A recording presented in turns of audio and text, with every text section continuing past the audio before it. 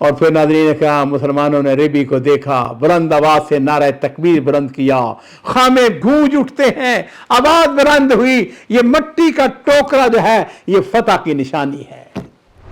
السلام علیکم ورحمۃ اللہ وبرکاتہ۔ بسم اللہ والصلاۃ والسلام علی رسول اللہ۔ معزز ناظرین اکرام، میں نے آج آپ کو اسلامی تاریخ کا ایک روشن ورق، بڑا خوبصورت واقعہ، بڑا خوبصورت آپ کی تاریخ، اس کا ایک روشن، ایک سنہری دور میں نے آپ کو دکھانا ہے۔ سیدنا عمر فاروق رضی اللہ عنہ کا دور خلافت 14 ہجری کی بات ہے، اور مسلمان ایران کی سرحد قادسیہ کے میدان میں کھڑے ہیں۔ ایرانی سپہ سالار رستم بڑا بہادر تھا، بڑا قابل تھا، بڑی اس کی شہرت تھی، 82,000 فوج کے ساتھ قادسیہ کے میدان میں آتا ہے، اور اس کے مقابلے میں مسلمانوں کی تعداد، مسلمان مجاہدین 7,000 8,000 10,000 ایرانی سرحد پر جمع ہے۔ ابھی مقابلہ شروع نہیں ہوا، ظاہر بات ہے کہ یہ تو نہیں ہوتا کہ ادھر مقابلہ آئے اور ادھر مقابلہ شروع ہو جاتے وقت۔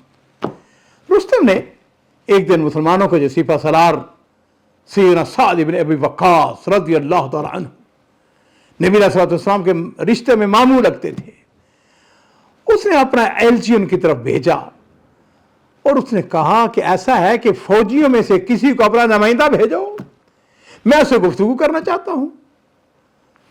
سیدنا سعد بن ابی وقاص رضی اللہ تعالی عنہ نے اس کے جواب میں ربی بن عامر رضی اللہ تعالی عنہ ان کا انتخاب کیا، 30 سالہ نوجوان فقراء صحابہ میں، اور ان سے کہنے لگے ربی ایسا کرو کہ جاؤ رستم سے جا کے ملاقات کرو، لیکن دیکھو اپنی وضع قطع اس کے اندر کوئی تبدیلی نہیں کرنا۔ نحن قوم اعزنا اللہ بالاسلام، ہم ایک ایسی قوم ہے جس کو اسلام کی وجہ سے اللہ تعالیٰ نے عزت بخشی ہے، شان بخشی ہے، اور سنو اگر ہم نے اسلام کو چھوڑ پر کسی اور ذریعے سے عزت اور شان طلب کی، اللہ تعالیٰ ہمیں رسوا اور ذلیل کر کے رکھ دیں گے۔ سیدنا ربیع بن عامر رضی اللہ تعالیٰ عنہ اپنے سپہ سالار سعد بن ابی وقاص کی نصیحت اس کو اپنے پلے باندھ لیا، دبلا پتلا لاغر گھوڑا اس کی پر سوار ہوئے، پھٹا پرانا کپڑا، ہاتھ میں چھوٹا سا نیزہ لے کر روانہ ہوئے۔ رستم کو اطلاع مل گئی مسلمانوں کا نمائندہ سے ملاقات کرنے کے لیے آنے والا ہے، تو اس نے کیا کیا، اس نے اپنے ارد گرد حکماء، وزراء، فوجیوں کا اکٹھا کیا، اور اس نے اپنا دربار سجایا۔ اس کا خیال یہ تھا میں دربار سے جاؤں گا، مسلمان نمائندہ مروب ہو جائے گا، اچھی طرح گفتگو نہیں کر سکے گا۔ خود اس نے اپنا قیمتی یاقوت جواہرات سے مزین تاج پہنا، سونے کی چارپائی پر بیٹھ گیا، اور پھر اس کے بعد اس نے حکم دیا کہ ربیع بن عامر ان کو بھیجا جائے۔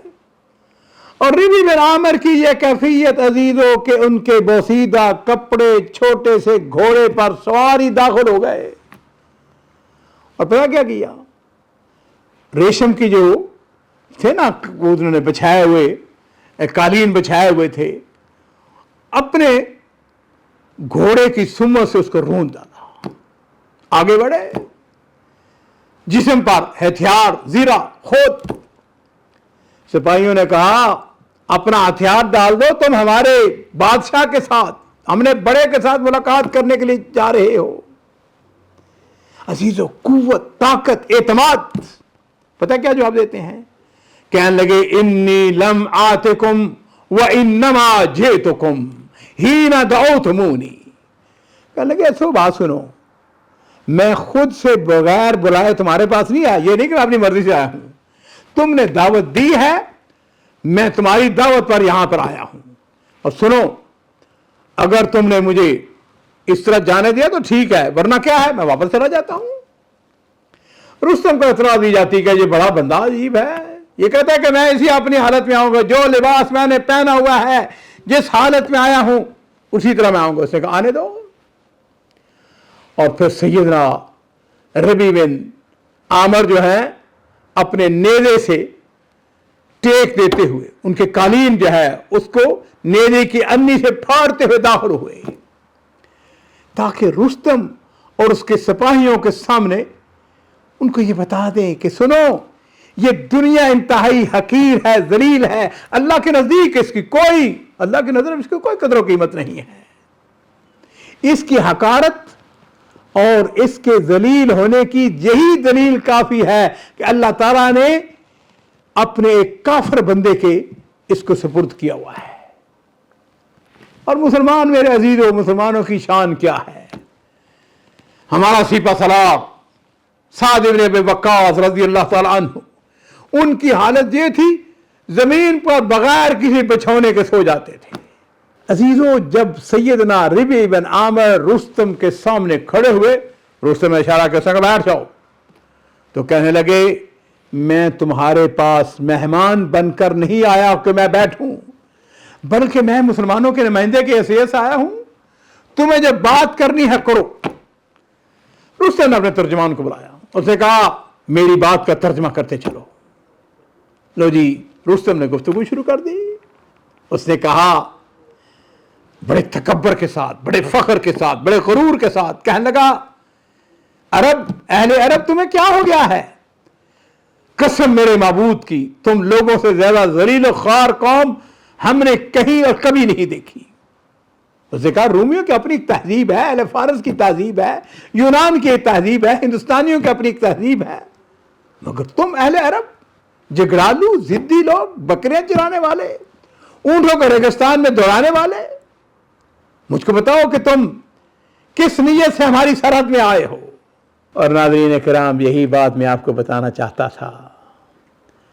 ربیع بن عامر جو ہیں، انہوں نے کہا بادشاہ ہم ویسے ہی تھے جیسا تم نے کہا ہے، بلکہ اس سے بھی کیا گزرے تھے، ہم جاہل تھے، گنوار تھے، بتوں کی عبادت کرتے تھے، بکریوں کو پانی پلانے پر جھگڑتے، اپنے قریبی عزیزوں کو معمولی بات پر قتل کر دیتے تھے، ہمارا کوئی نظام نہیں تھا، ہمارا کوئی دستور نہیں تھا، نہ ہمارے پاس تہذیب تھی، نہ تمدن نام کی کوئی چیز ہی نہیں تھی۔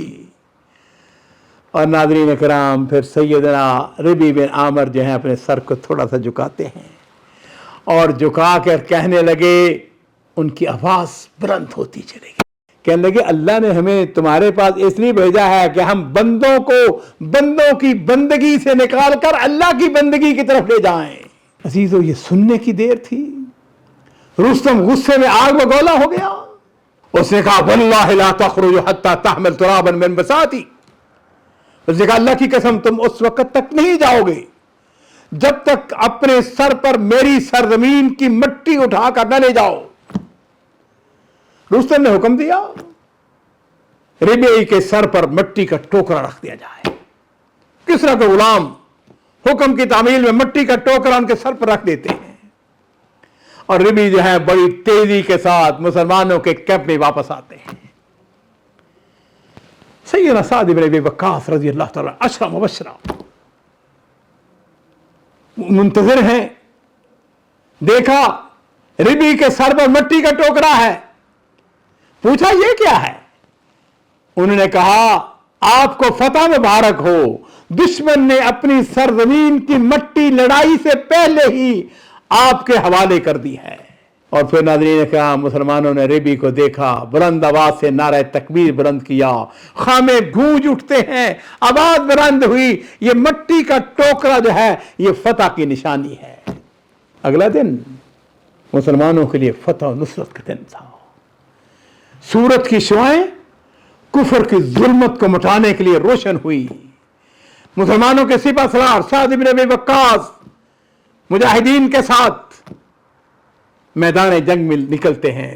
مجاہدین اسلام اور دشمنان اسلام آمنے سامنے، جنگ شروع ہوئی، 3 دن تک جنگ ہوتی رہتی ہے۔ اور عزیزو، اس مدت میں ضلالت و گمراہی کی دلدل میں پھنسے ہوئے ایرانی فوجیوں کے سروں کو مجاہدین اسلام کچلتے رہتے ہیں۔ مسلمانوں کو تاریخ ساز فتح نصیب ہوتی ہے۔ چوتھا روز سعد بن ابی وقاص رضی اللہ تعالیٰ عنہ، اللہ نے فتح عطا فرمائی، اللہ نے مہربانی فرمائی، ایوان کسریٰ میں داخل ہوئے۔ یہ وہ کسریٰ تھا جس کی حکومت، جس خاندان کی حکومت عزیزوں 1000 سال تک، کم و بیش 1000 سال تک حکومت کی ہے۔ سعد بن ابی وقاص رضی اللہ تعالیٰ عنہ کسریٰ کے محل کو دیکھا، سونا تھوپا ہوا ہے، ہیرے جواہرات، قیمتی پتھر،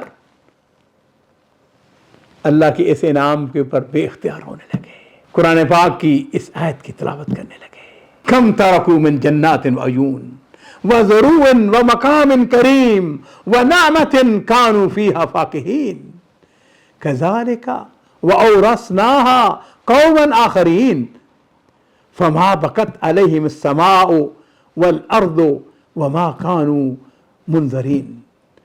وہ فرعون، اس کی جماعت بہت سے باغات اور چشمے چھوڑ کر چلے گئے، کھیتیاں، رات وقت ٹھکانے، وہ آرام کی چیزیں جن میں وہ عیش کر رہے تھے، اسی طرح ہو گیا جس طرح بیان کیا گیا ہے، اور ہم نے ان سب کا وارث دوسری قوموں کو بنا دیا۔ اللہ تعالیٰ نے کسریٰ، اس کا تکبر، اس کا فخر، اس کا غرور، اس کو خاک میں ملا دیا، اور فرمایا کہ ان پر آسمان و زمین روئے، نہ انہیں کچھ مہلت ملی۔ ناظرین کرام، یہ ہماری تاریخ تھی، یہ ہماری روشن تاریخ تھی، یہ ہماری سنہری تاریخ تھی۔ سیدنا عمر فاروق رضی اللہ تعالی عنہ کے دور میں کئی طاقتیں پاش پاش ہوتی ہیں۔ روم، ایران اور مصر، یہ تین بڑی طاقتیں تھیں جو سیدنا عمر فاروق رضی اللہ تعالی عنہ کے دور میں ختم ہو جاتی ہیں، تہذیب ان کی مٹ جاتی ہے۔